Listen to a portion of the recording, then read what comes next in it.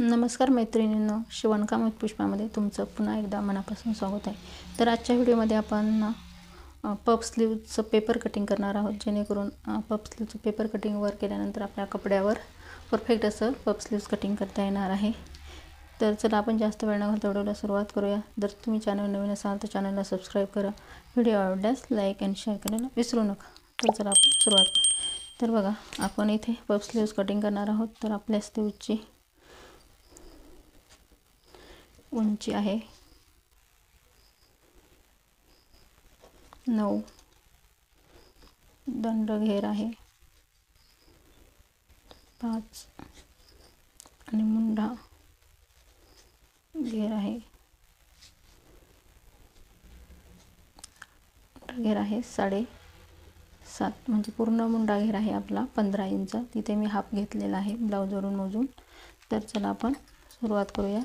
तर सर्वात आधी आपण उंचीचं माप कापून घेऊयात। या बाजूने बंद बाजू आहे, या साईडने ओपन बाजू आहे। बंद बाजूकडून आपण उंचीचं माप टाकून घेऊ। तर उंचीमध्ये आपण 1 इंच एक्स्ट्रा घेत असतो। तर 9 मध्ये 1 इंच एक्स्ट्रा घेऊन 10 इंचावर मार्किंग केलं। 2 ठिकाणी मार्किंग करून घ्यायचं आहे, जेणेकरून आपलं जी ही पूर्ण उंची आहे ती परफेक्ट येईल। तर अशा पद्धतीने तुम्ही उंचीचं माप करून घेतलं। तर बघा, तर इथे कॅप हाईटचं माप आपण घेणार आहोत। लॉंग स्लीव्ज असल्यामुळे कॅप हाईटचं माप मी इथे 3 इंचावर घेणार आहे। आणि या 3 इंचावरून पण आपण काय करायचं आहे, एक रेष आखून घ्यायची आहे। आता आपण तिसरं माप, सर्वात आधी आपण काय करायचं, आपली नॉर्मल स्लीव कटिंग करायची आहे, ज्याप्रमाणे आपण नेहमी करत असतो। इथे आता आपण जो आपला हा मुंडा घेर आहे त्याचं माप टाकून घ्यायचं आहे, असं तिरकस बघा। तर तिरकस असं या कॅप हाईटच्या रेषेवर 7.5 इंचावर एक मार्किंग करायचं आहे आणि त्यापुढे 1.5 इंच शिलाई मार्जिन अशा पद्धतीने। आता खालच्या साईडने आपण दंड घेराचं माप टाकून घेऊ। आपला दंड घेर आहे 5 आणि 1.5 इंच शिलाई मार्जिन। तर बघा, आता हे जे आपले पॉईंट आहेत हे असे आपण जोडून घ्यायचे आहेत। आणि जे आपण मुंड्याची तिरकस रेष घेतली आहे बघा, हा आपला 7.5 इंच मुंडा घेर आहे। हा जो मुंडा घेर आहे हा 7.5 इंच हा तिरकस इथे आपण घेतला आहे। 1.5 इंच आपण शिलाई मार्जिन घेतला आहे, इथे पण आपण 1.5 इंच शिलाई मार्जिन। 5 इंच आपला हा दंड घेर आहे। आपली उंची आहे 9 + 1 इंच आपण घेतलेले आहे, तर 10 इंच इथे आपण घेतलेलं आहे। तर हे झालं आपलं नॉर्मल स्लीवचं कटिंग। आता आपल्याला जो पफ करायचा असतो बघा, तर या पद्धतीने इथे पफसाठी आपल्याला वरती उंची वाढवून घ्यायची असते बघा। तर तुम्हाला जेवढा जास्त पफ तेवढं तुम्ही इथे वरती अंतर वाढवू शकता। जर नॉर्मल थोडे चुना आपल्याला घ्यायचे असतील तर आपण 2, 3, 4 पर्यंत घेऊ शकतो। तर मी इथे 3 इंच, म्हणजे कपड्यावर डिपेंड आहे, आपल्याकडे कपडा किती शिल्लक आहे आणि किती मोठा पफ आपल्याला करायचा आहे, त्यानुसार आपण इथे हे पफचं मार्किंग करून घ्यायचं आहे। तर बघा, इथे मी हे 3 इंच एक्स्ट्रा घेतलेलं आहे आणि इथे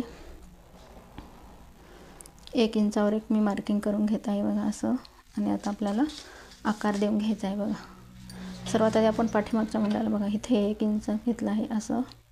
या 1 इंचावरून आपण मुंड्याला शेप देऊन घ्यायचा आहे पाठीमागच्या। तर बघा, इथे हे बरोबर आपलं फिटिंग पॉईंट आहे, इथे बरोबर अशा पद्धतीने जोडायचं आहे। तर बघा, आणि आता इथून बघा आतला मुंड्याचा शेप आपल्याला अर्धा इंच आतमधून घ्यायचा आहे बघा अशा पद्धतीने। या 1 इंचावरूनच आपण असं सुरू करणार आहोत बघा इथे। आणि तर बघा, अशा पद्धतीने आतील मुंड्याचा आपण शेप देऊन घेतलेला आहे बघा। आणि दोन्ही पॉईंट इथे व्यवस्थित असे हे बघा, व्यवस्थित डार्क करून दाखवते अशा पद्धतीने। हा झाला आतील मुंड्याचा शेप।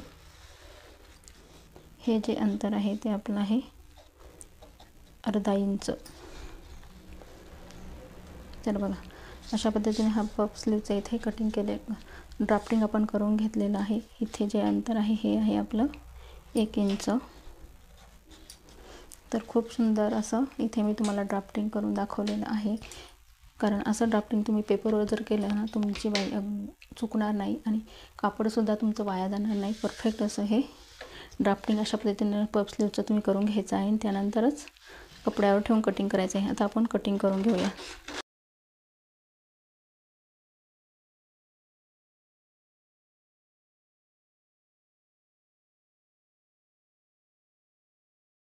तर तुम्ही पाहू शकता खूप सुंदर असा